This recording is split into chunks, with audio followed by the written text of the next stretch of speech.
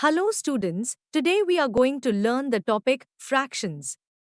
Fractions are all about parts and wholes. A fraction is a part of a whole or a part of a collection. It's a way to show a part of something. Let us take an apple. We cut the apple from its center and give one part each to Julius and Julia. Each part represents a fraction. In this case, it is a half. Now, how do we write a fraction? We have two important parts, the numerator and the denominator.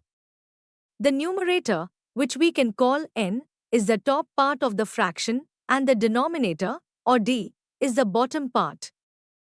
Some common fractions are half, which is 1 by 2, 1/3, which is 1 by 3, quarter, which is 1 by 4, 1/6, which is 1 by 6, 1/8, which is 1 by 8.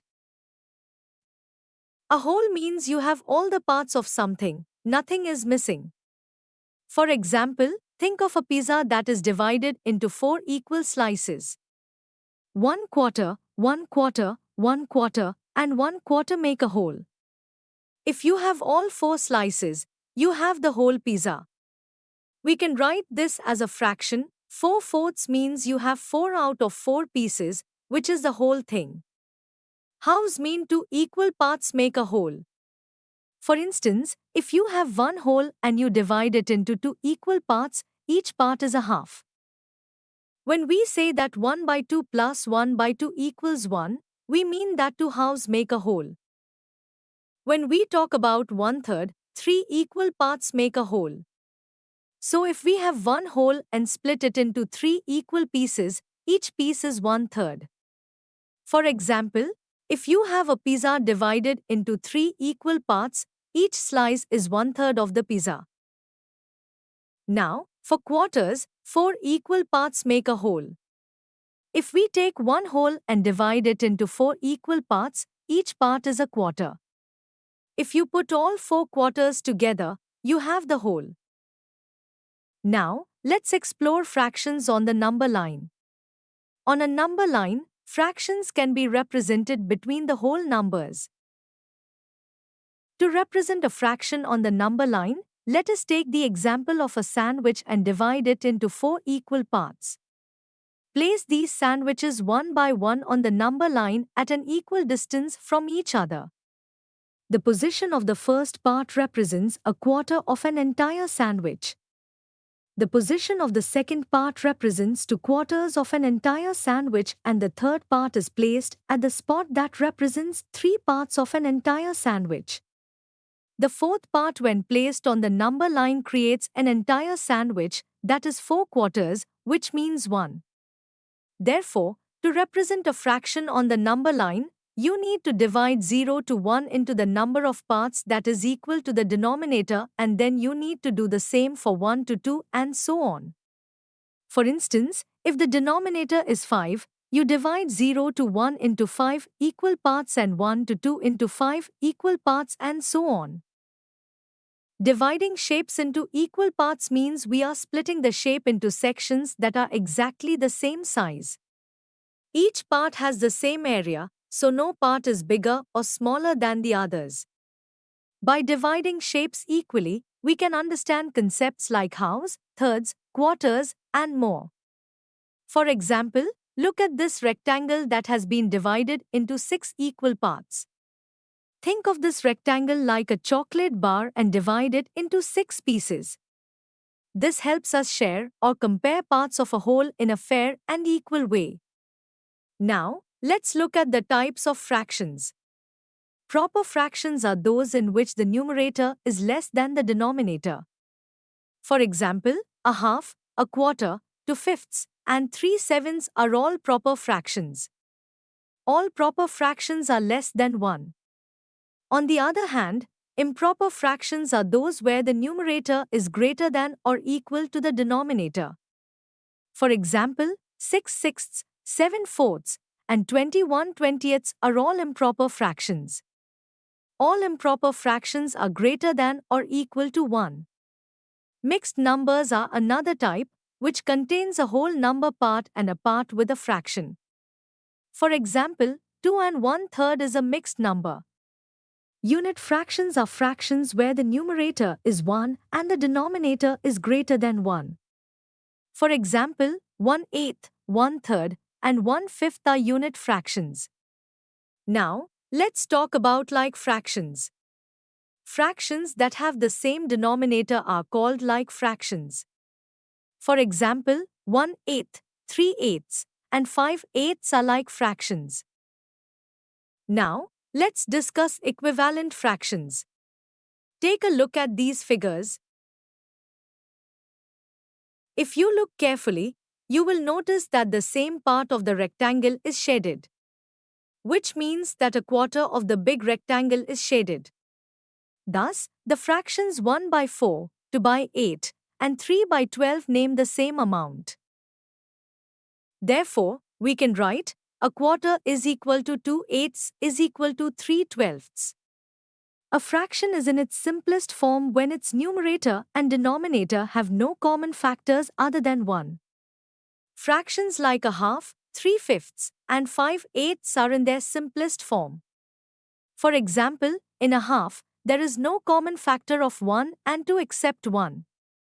However, the fraction 10/15 is not in its simplest form because 5 is a common factor of 10 and 15. Let's move on to comparing fractions.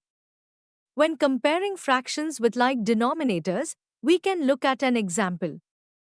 For a singing competition, 6/15 of the children are girls and 9/15 are boys. To find out whose number is greater in the competition, we compare 6/15 and 9/15. Method 1 is comparing pictorially. If we compare the shaded parts, we can see that 9/15 is greater than 6/15. Therefore, the number of boys is more. Method 2 is comparing on the number line. If we plot them on the number line, we can see that 9/15 is to the right of 6/15, meaning 9/15 is greater. The rule is, if two or more fractions have the same denominator, the fraction with the greater numerator is the greater number. Now, let's look at comparing fractions with unlike denominators. For example, which is greater, 1/3 or 2/5? Method 1 involves comparing them pictorially. When we compare the shaded parts, we see that 2/5 is greater than 1/3.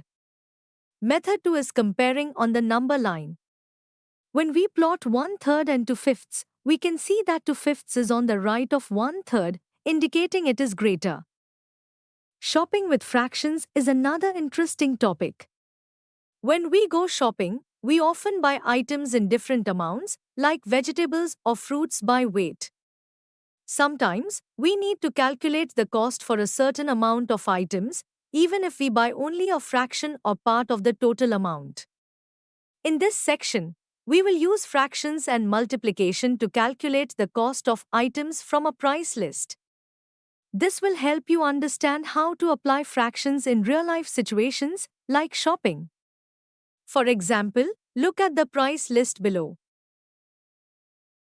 Now, let's answer some questions based on this price list. A. How much does half a kilogram of tomato cost? B. How much does a quarter of a kilogram of potato cost? C. Kiran wants 3 halves of a kilogram of tomato. How much does it cost? D. How much does 3/4 of a kilogram of potato cost? E. What is the cost of 5 halves of a kilogram of carrots? F. He bought 7 halves of a kilogram of gourd. How much does he pay? A. The price for 1 kilogram of tomato is 20 rupees, so for half a kilogram, it will be 1/2 multiplied by 20, which is 10 rupees. B. The price for 1 kilogram of potato is 15 rupees, so for a quarter of a kilogram, it will be 1/4 multiplied by 15, which is 3.75 rupees. C. The price for 1 kilogram of tomato is 20 rupees, so for 3 halves of a kilogram, it will be 3 halves multiplied by 20, which is 30 rupees. D. The price for 1 kilogram of potato is 15 rupees, so for 3 quarters of a kilogram, it will be 3 quarters multiplied by 15, which is 11.25 rupees. E. The price for 1 kilogram of carrot is 30 rupees, so for 5 halves of a kilogram, it will be 75 rupees. F. The price for 1 kilogram of gourd is 10 rupees, so for 7 halves of a kilogram, it will be 35 rupees. In conclusion, fractions show parts of a whole. They are used in everyday life, especially when shopping. We learned about types of fractions, how to compare them, and how to calculate costs using fractions. Understanding fractions helps us in many real-life situations. We hope that you have understood the topic. You can now study chapter notes, watch video lectures and solve MCQ tests of this chapter on EduRev to ensure you score well in your school exams. And that's not all. You also get amazing courses for maths, science, English, Hindi, and much more for class 5. Thank you.